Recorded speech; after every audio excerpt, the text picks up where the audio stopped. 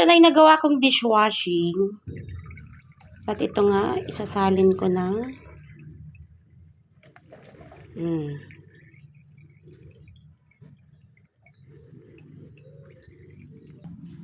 Oh.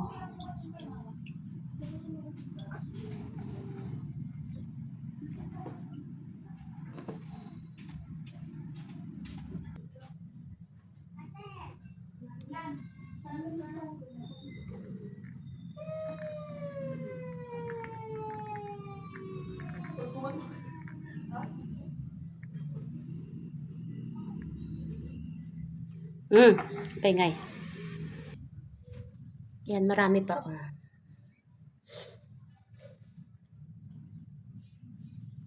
Ano na yan? Pero marami pa.